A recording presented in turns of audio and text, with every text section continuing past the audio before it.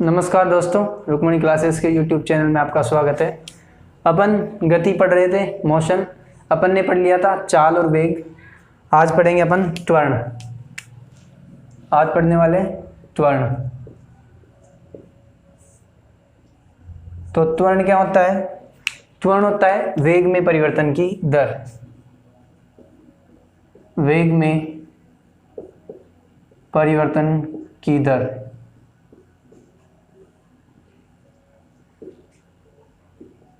वेग में परिवर्तन की दर को अपन कहते हैं त्वरण।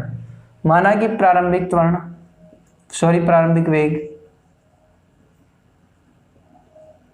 वेग का मान u मान लेते हैं और अंतिम वेग का मान v मान लेते हैं। समय होगा t। तो अपना जो त्वरण आएगा, तो त्वरण क्या आएगा? त्वरण आएगा वेग में परिवर्तन की दर। वेग में परिवर्तन की दर का मतलब है वेग क्या था? बाद में वेग माइनस प्रारंभिक वेग अपॉन समय। इसको ऐसे भी लिख सकते हैं, वेग में परिवर्तन बटा लगा समय। ये अपनी त्वरण की परिभाषा हो जाएगी। जिस प्रकार अपन ने वेग में और चाल में पढ़ा है, एक समान वेग, असमान वेग, तात्क्षणिक वेग और औसत वेग, उसी प्रकार इसमें भी पढ़ने वाले अपन एक समान त्वरण। तो एक समान त्वरण जो है उसकी परिभाषा अपन, या एक समान त्वरण या समान त्वरण, इसकी अपन परिभाषा दें तो जैसा कि ये परिभाषा है वेग में परिवर्तन की दर, तो समान समय अंतराल में वेग में परिवर्तन की दर समान हो। वेग में परिवर्तन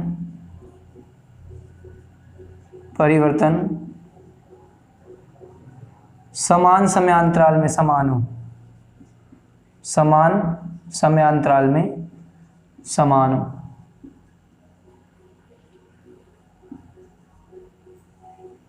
तो अपना क्या होगा? वो अपने लिए हो जाएगा एक समान त्वरण। तो ये होगा क्या? एक समान त्वरण।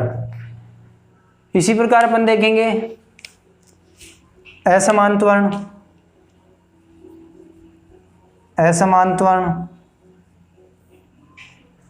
असमान जो त्वरण है अपना, वो होगा वेग में परिवर्तन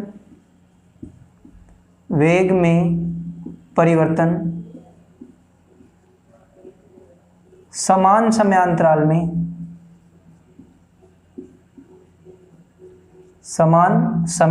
में असमान हो। तो वो क्या होगा? वो अपना होगा असमान त्वरण। ये होगा समान समयांतराल में असमान हो। वेग में परिवर्तन समान समयांतराल में असमान हो, तो वो क्या होगा? असमान त्वरण। नोट कीजिए।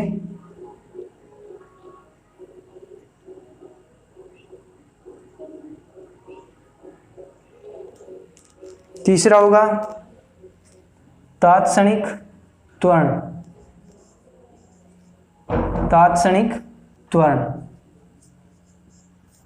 तात्क्षणिक त्वरण होगा अपना किसी क्षण विशेष पर त्वरण का मान।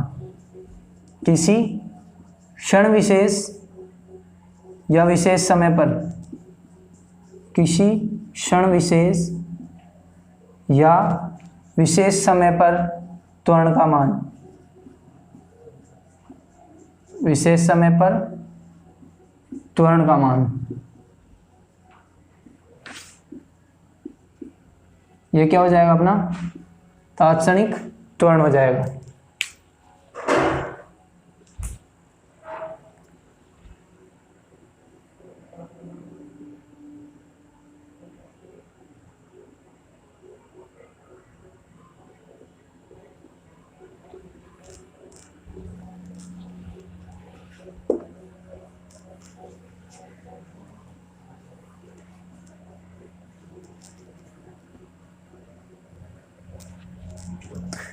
अब पढ़ते हैं औसत त्वरण। औसत त्वरण। औसत त्वरण है वेग में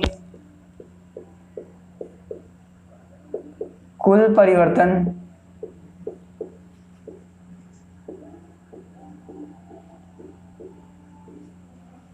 की दर। वेग में कुल परिवर्तन की दर से तात्पर्य होगा अपना वेग में परिवर्तन बटा कुल वेग में परिवर्तन बटा कुल समय। मतलब कोई वस्तु असमान वेग से गति कर रही है तो वह उसके वेग में कितना कितना परिवर्तन हो रहा है, उन सभी को जोड़ के जो कुल समय है उसको उससे डिवाइड करेंगे अपन, तो अपने को औसत त्वरण का मान प्राप्त हो जाएगा। तो ये अपन इनके उदाहरण लिखते हैं। जैसे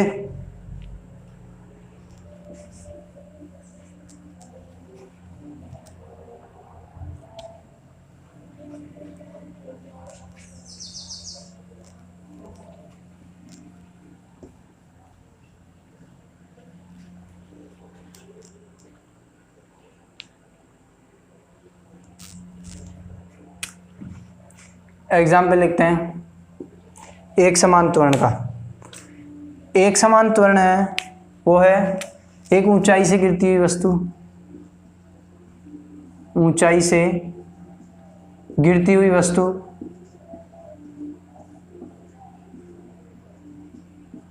एक तो ऊंचाई से गिरती हुई वस्तु आ गया, और इसी का दूसरा उदाहरण ले सकते हैं अपन नत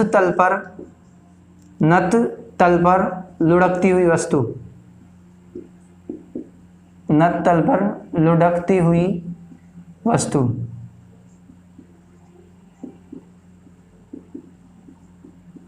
ये देखो ये कैसे है, ऊंचाई से गिरती हुई वस्तु कैसे होगी।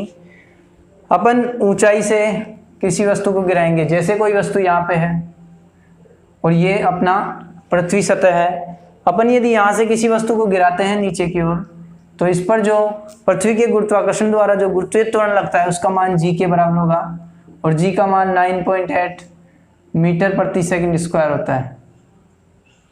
ठीक है, तो जो ऊंचाई से वस्तु गिरेगी वो g के प्रभाव में गिरेगी, तो इसलिए ये क्या होगा, एक समान त्वरण होगा। नत तल के लिए, नत तल की बात करते हैं तो नत तल होता है अपना, ये जो तल है इसको बोलते हैं नत तल, इसको बोलते हैं नत तल। तो जब नत तल पे कोई वस्तु गिरेगी, नत तल पर कोई वस्तु लुढ़कती हुई आएगी, तो इस वस्तु के लिए जो g लगेगा वो इस दिशा में लगेगा। अब जो g है उसके दो कंपोनेंट हो जाएंगे अपने, एक तो इस दिशा में हो जाएंगे और एक इस दिशा में हो जाएंगे।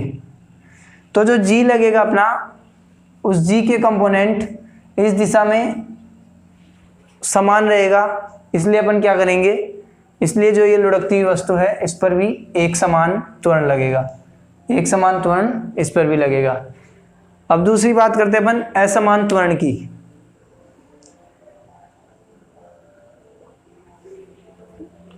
असमान त्वरण,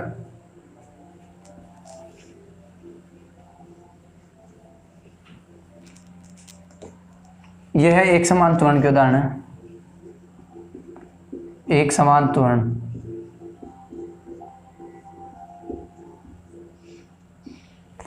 दूसरा असमान त्वरण का, जब किसी गाड़ी के ब्रेक लगाया जाता है, जब किसी गाड़ी में ब्रेक लगाया जाता है, किसी गाड़ी में अपन ब्रेक लगाएंगे, ब्रेक लगाया जाता है,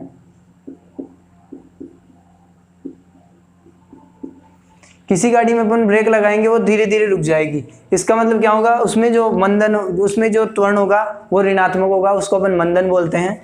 तो वो जो त्वरण होगा वो असमान त्वरण का उदाहरण होगा, क्योंकि गाड़ी का ब्रेक एक साथ नहीं लगेगा, धीरे धीरे रुकता आएगा, तो वो असमान त्वरण का उदाहरण हो जाएगा।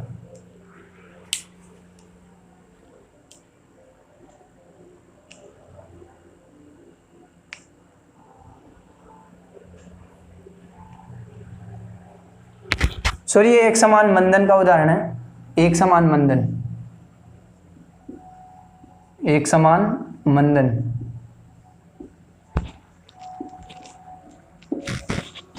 अपन यदि किसी स्प्रिंग को खींचते हैं, किसी स्प्रिंग को खींचते हैं, स्प्रिंग को खींचते हैं, तो वह किसका उदाहरण होगा? वह उदाहरण होगा असमान त्वरण का। देखो कैसे होगा ये असमान त्वरण का उदाहरण। अपनी जो स्प्रिंग होती है, स्प्रिंग कुछ इस प्रकार से होती है, स्प्रिंग कुछ इस प्रकार से होती है। इसका एक सिरा ये रहा और दूसरा सिरा इसका ये रहा। तो अपन जब स्प्रिंग को खींचेंगे तो ये यहाँ से इस प्रकार से खींच जाएगी, लेकिन बीच में से थोड़ी कम खींच पाएगी, फिर यहाँ दूर जाके लंबी खींच जाएगी। तो इस प्रकार से यहाँ पर दूरी जो है वो कम हुई, x का मान जो विस्थापन हुआ वो कम हुआ, और यहाँ पर जो विस्थापन हो गया वो ज़्यादा हो गया। तो इसके कारण क्या हुआ? ये विस्थापन ज़्यादा हो गया तो वेग ज़्यादा होगा, वेग ज़्यादा होगा तो त्वरण भी यहाँ ज़्यादा होगा और यहाँ पे त्वरण कम हो जाएगा। तो ये एक असमान त्वरण का उदाहरण है।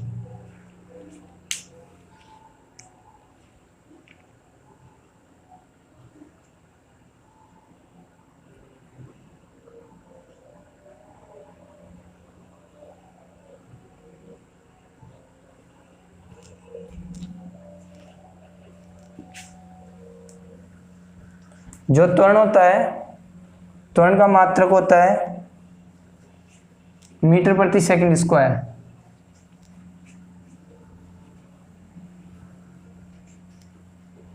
त्वरण का मात्रक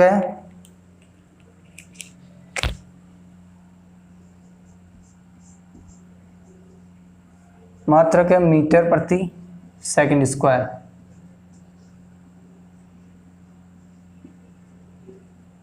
मीटर प्रति सेकंड स्क्वायर। इसको इस प्रकार से लिखते हैं। इसकी जो विमा होगी, विमा हो जाएगी m0 L1 T-2। ये इसकी विमा या विमीय सूत्र हो जाएगा। एक होता है ऋणात्मक त्वरण या मंदन, डी ऑसिलेशन।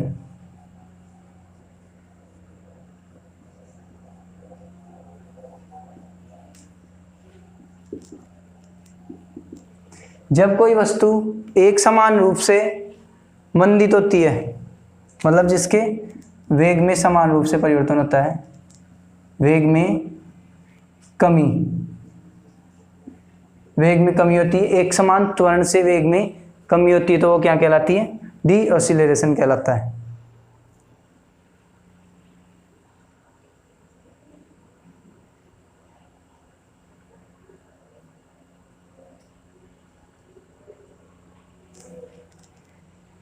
ये क्या कहलाता है? D oscillation. जैसे यहां देखते अपन,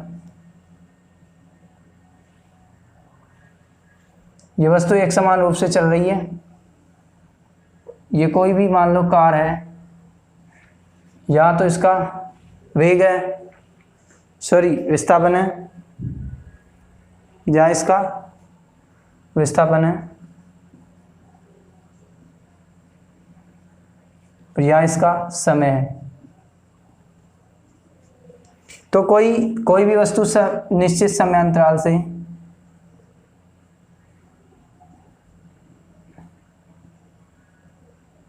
ये देखते हैं,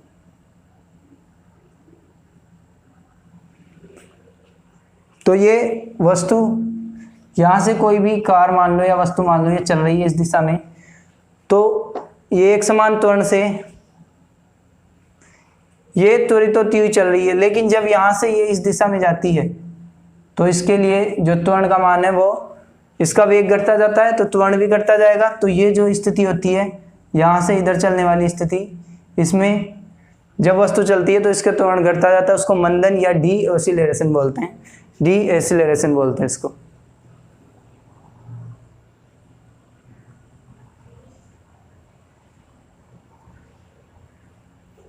अब अपन पढ़ते हैं विस्थापन समय में ग्राफ। ग्राफीय निरूपण पढ़ते हैं अभी इनका।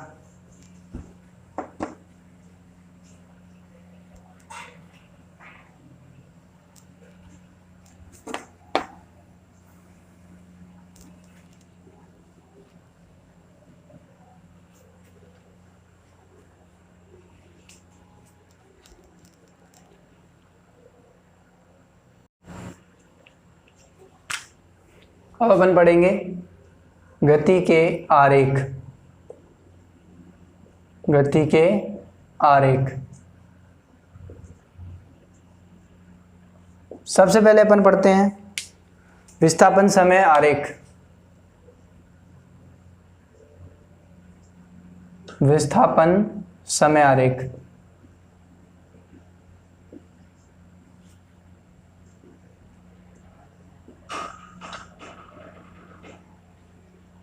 जो अपना विस्थापन समय आरेख है, इसके लिए पहला एग्जाम्पल लेते हैं अपन। यदि अपना विस्थापन समय आरेख, सबसे पहले इनके लिए देख लेते हैं अपन। वाई एक्स पर अपन लेंगे, जो अपना वाई एक्स होगा उस पर अपन लेंगे विस्थापन को।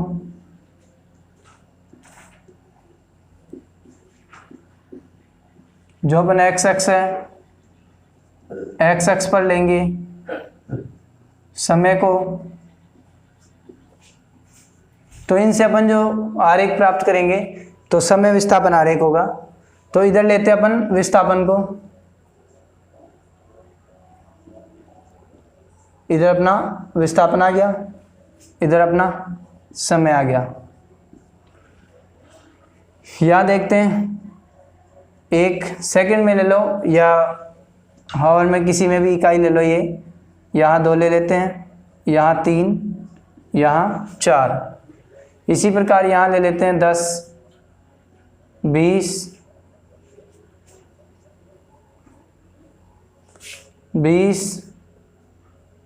30, 40। यहाँ क्या अपना विस्थापन है।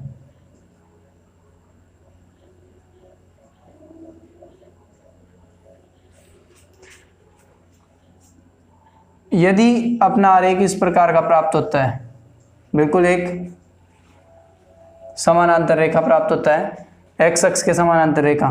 इधर क्या है, ये एक्स अक्ष है, एक्स अक्ष पर समय ले रखा है, वाई अक्ष पर विस्थापन ले रखा है।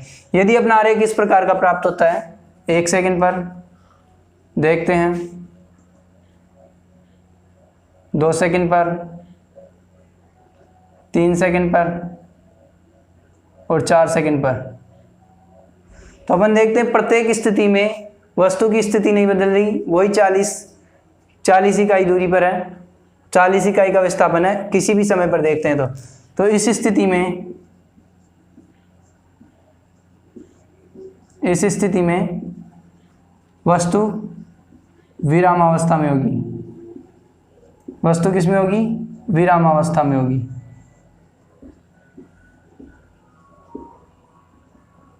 अब जब वस्तु विरामावस्था में है तो इसमें कोई वेग नहीं है, कोई त्वरण नहीं है, तो इसका त्वरण क्या होगा, त्वरण 0 होगा, वेग भी इसका 0 होगा। विराम में है तो कोई त्वरण और वेग का प्रश्न ही नहीं उठता है। दूसरा देखते हैं अपन, यदि अपना ग्राफ इस प्रकार से प्राप्त होता है, यहाँ पे समय ले लेते हैं अपन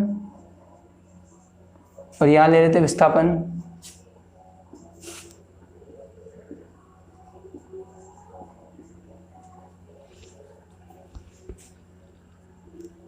यहाँ 1, 2, 3, 4, 10, 20, 30 और 40।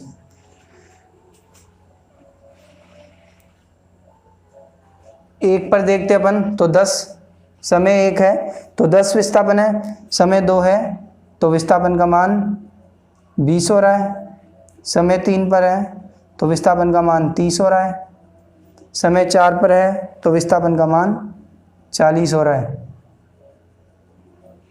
अपन देख रहे हैं कि समान समय अंतराल में सब विस्थापन का मान समान बढ़ रहा है। तो यहाँ देखते हैं समान समय में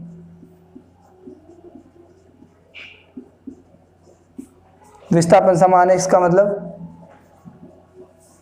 विस्थापन का मान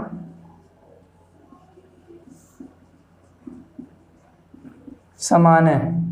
तो इसका मतलब क्या हुआ, ये वस्तु एक समान वेग से गति कर रही है, एक समान वेग से गति कर रही है।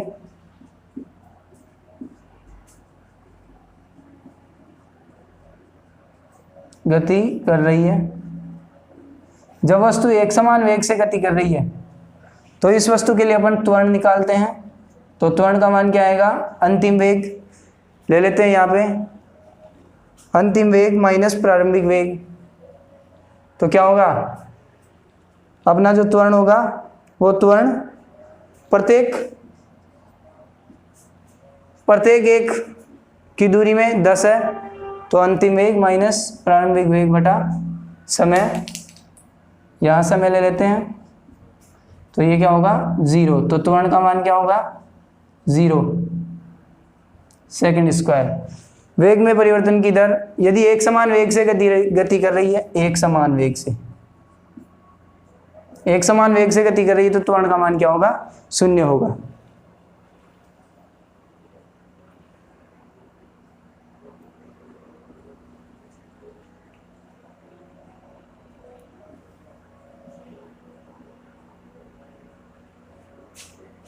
तीसरा ग्राफ देखते हैं अपन।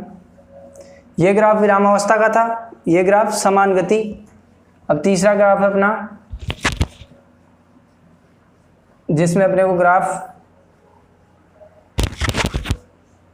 कुछ इस प्रकार से प्राप्त होता है।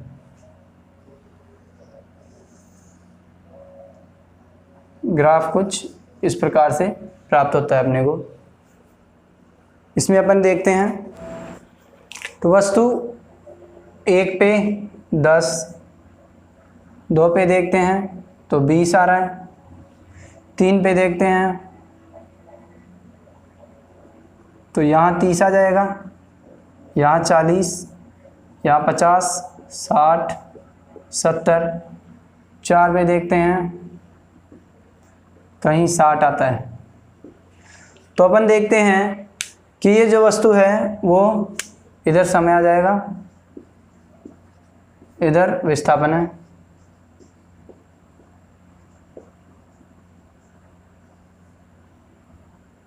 तो जो वस्तु है, वस्तु पहले 1 सेकंड में 10 मीटर की दूरी तय कर दी है, दूसरे 1 सेकंड में 10 मीटर की, फिर तीसरे 1 सेकंड में वो 20 मीटर की दूरी तय कर लेती है। तो अपन देखते हैं कि वस्तु समान समय में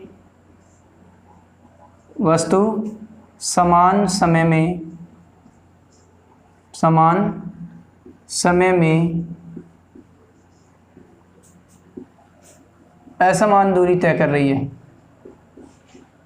असमान दूरी तय कर रही है। तो एक इसका उदाहरण हुआ, ये असमान गति का उदाहरण हो गया। तो ये असमान गति का उदाहरण है, असमान गति का उदाहरण है।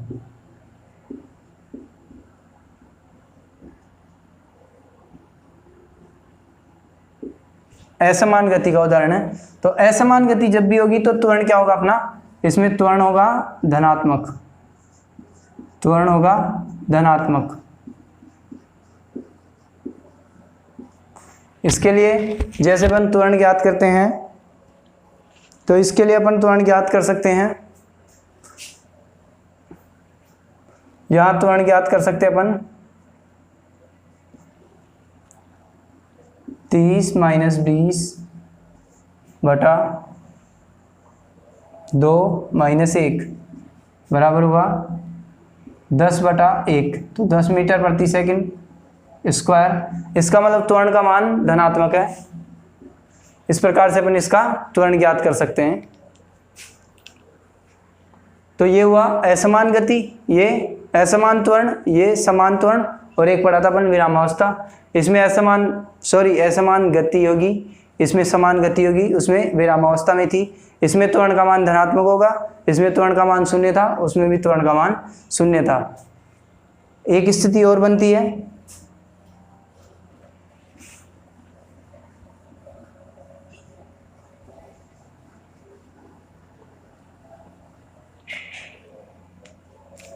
जो अपनी चौथी स्थिति है वो देखते हैं अपन। कोई वस्तु इस प्रकार से इस ऐसे किसी पथ पर चल रही हो जिसके लिए यहाँ 1, यहाँ 2, यहाँ 3 ले लेते हैं, यहाँ 4 और यहाँ 5 ले लेते हैं। यहाँ कुछ 10, यहाँ अपन 20 ले लेते हैं, यहाँ 30 ले लेते हैं।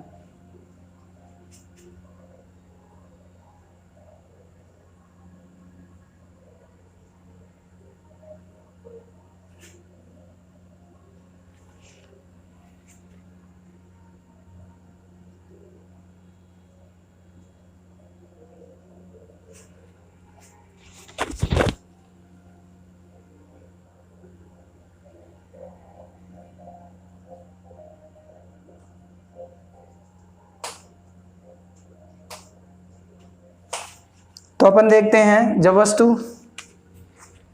यहाँ से यहाँ जा रही है वस्तु, तो जो वस्तु का त्वरण होगा, जब यहाँ से वस्तु इधर जा रही है तो वस्तु का जो त्वरण होगा वो धनात्मक होगा। कैसे? 30 - 20 बटा 3 - 2 बराबर हो जाएगा 10/1, तो 10 मीटर प्रति सेकंड स्क्वायर। लेकिन जब वस्तु यहाँ से यहाँ जा रही है तब अपन देखते हैं कि यहाँ है, सॉरी ये यहाँ बनेगा,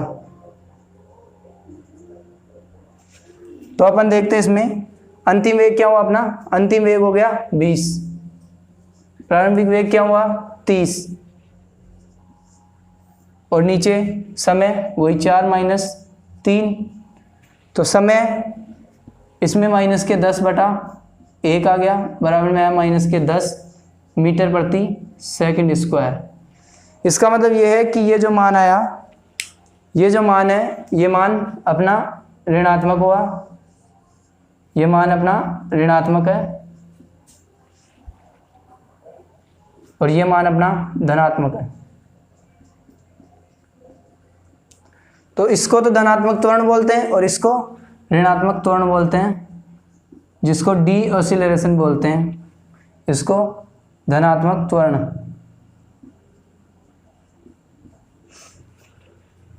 नोट कर लीजिए।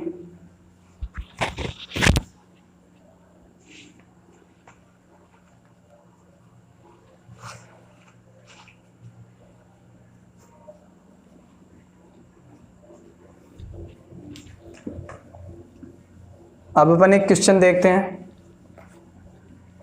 जो अपना विस्थापन समय ग्राफ है वो अपन ने बताया कि वेग को दर्शाता है, तो अपन एक क्वेश्चन करते हैं इस पर।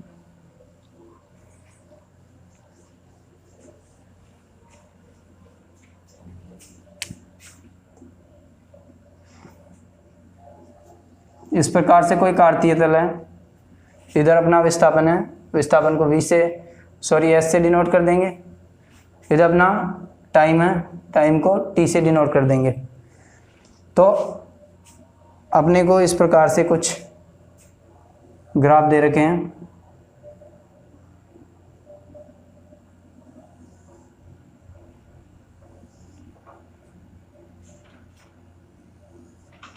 इन चारों ग्राफों को अलग अलग नाम दे रखा है, इसको P, इसको Q, इसको R और इसको S नाम दे रखा है। अब अपने को पता करना है कि इनमें वेगों का, इस ग्राफ में वेग के बढ़ते क्रम में लिखो, वेग के बढ़ते क्रम में लिखो। अब अपन को ये देखना है कि वेग का सूत्र क्या होता है। सबसे पहले ये देखते हैं अपन, वेग होता है विस्थापन बटा समय।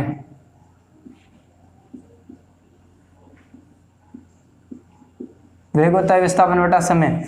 यदि अपना विस्थापन अधिक होगा और समय कम होगा तो वेग क्या हो जाएगा, ज़्यादा हो जाएगा। विस्थापन अधिक होगा और समय कम होगा तो वेग क्या होगा, बढ़ जाएगा।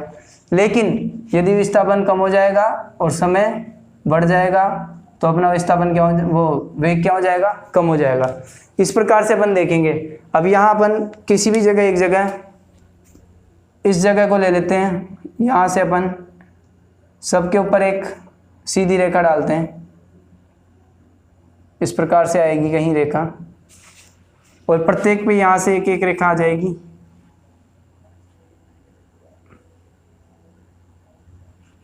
यहाँ से इस पर और यहाँ से इस पर। टी का मान सब में समान है, मतलब टाइम सब में समान है। देखते हैं टाइम के अनुसार एस पे। सबसे पहले पी पे देख लेते हैं। पी पे जो है वो टाइम क्या है, कुछ भी टाइम मान लिया अपन ने, लेकिन जो एस है, जो अपना विस्थापन है, वो सबसे कम नज़र आ रहा है। ये देखो सबसे कम विस्थापन नज़र आ रहा है पी पे, तो इसका मतलब विस्थापन सबसे कम है, टाइम सेम है। टाइम को कांस्टेंट मान लेते हैं अपन, सी लिख लेते हैं। क्यू पे चलते हैं, क्यू का विस्थापन यहाँ 10 लिख लेते हैं एक बार के लिए अपन। क्यू पे चलते हैं तो क्यू का विस्थापन 20 मान लेते हैं।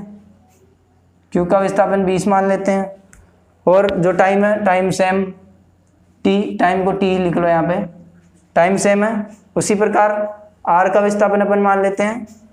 आर का विस्थापन मान लेते हैं 40, टाइम वही सेम टाइम पे है। और लास्ट एस का विस्थापन अपना है वो 80 मान लेते हैं, उसमें भी टाइम सेम है टी। तो अपन